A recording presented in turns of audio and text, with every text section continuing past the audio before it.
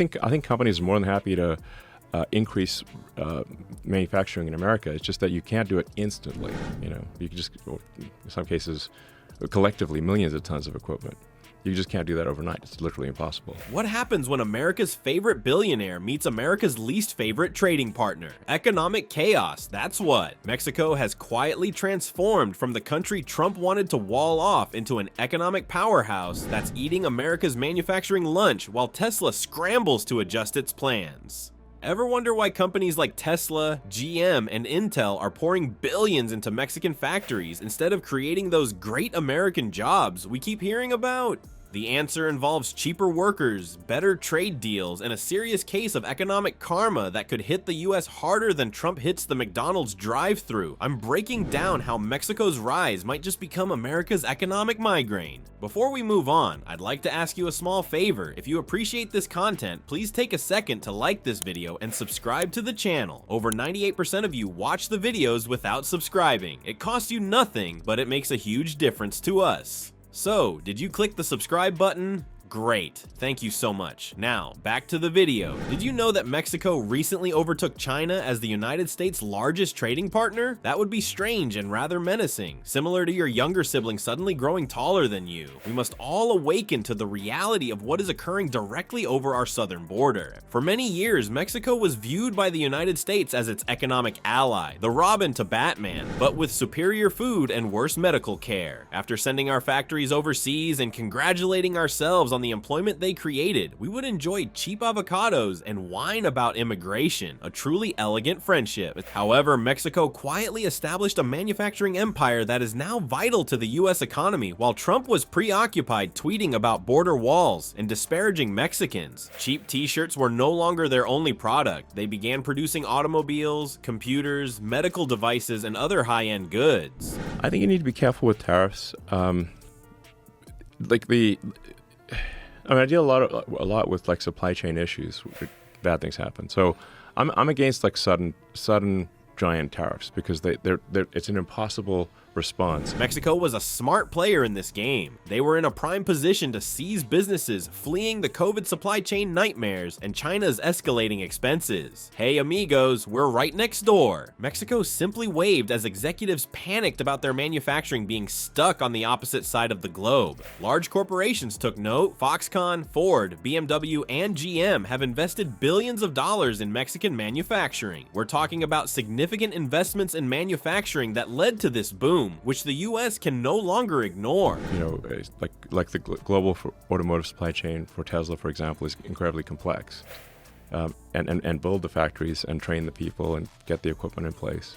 Otherwise, you basically just shock the system and it breaks. Trump's wall proposals are likely making Mexican factory workers laugh as they construct the vehicles that Americans drive. The figures are indeed astounding. In 2023, Mexican exports to the United States totaled $475 billion. For the first time ever, Mexico became more significant to the American economy than China. As you eat tacos tonight, let that sink in. This is power, not just business. Americans would have to pay more for everything from cars to avocados if Trump implements the 25% tariffs he has promised on Mexican imports.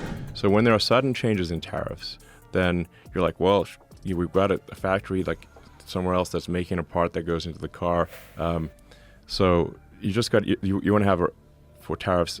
You want to have a ramp so that companies can adjust. Yes, Trump's tariffs would restore the flavor of your guacamole, but at twice the cost. Mexico is also not a country that waits to be bullied. As contingency measures against US outbursts, they are aggressively fostering friendships with Europe, South America, and Asia. Well done. The script has been reversed by the underdog. With its newfound economic might, Mexico can now resist pressure from the United States. They became indispensable as retaliation for decades of being the junior partner. Speaking of plans for retaliation that may go horribly wrong, let's take a look at how Elon Musk entered this economic impasse. Now that suddenly, if that part's suddenly twice as expensive, it like messes everything up, because you got to move atoms. Like you've got to build a building, you've got to install equipment, you've got to train people. Recall last year's announcement of Elon Musk's enormous $10 billion gigafactory in Mexico. It was Musk's grand scheme to produce cheaper Teslas and destroy his rivals, not just another marketing gimmick. The Nuevo Leon factory, which was located near to the US market and had enormous production capacity and lower labor costs, was meant to be the jewel in Musk's EV empire. Quite clever, isn't it? So, you want to be have tariffs be predictable, put up giant tariffs immediately, and don't give companies a chance to build factories in America. Trump then threatened to impose 25% taxes on imports from Mexico, raising the cost of each Tesla manufactured there by hundreds of dollars. During a strength demonstration, Elon's clever concept suddenly appeared to be as solid as a Cybertruck window. I'm sorry, Musk's timing couldn't be worse. He already has to contend with declining EV sales, cheaper cars from Chinese rivals, and the humiliation of glass on Cybertrucks that shatter when objects are thrown at them. Spaceboy hasn't exactly had a winning streak. Elon is in a political bind because although he has been befriending Trump lately and has likely sent him private messages with rocket emojis, Trump's policies have the potential to destroy billions of dollars worth of Tesla assets. Talk about awkward conversations over Thanksgiving dinner. I think companies are more than happy to increase manufacturing in America. It's just that you can't do it instantly. You can just, in some cases, collectively millions of tons of equipment.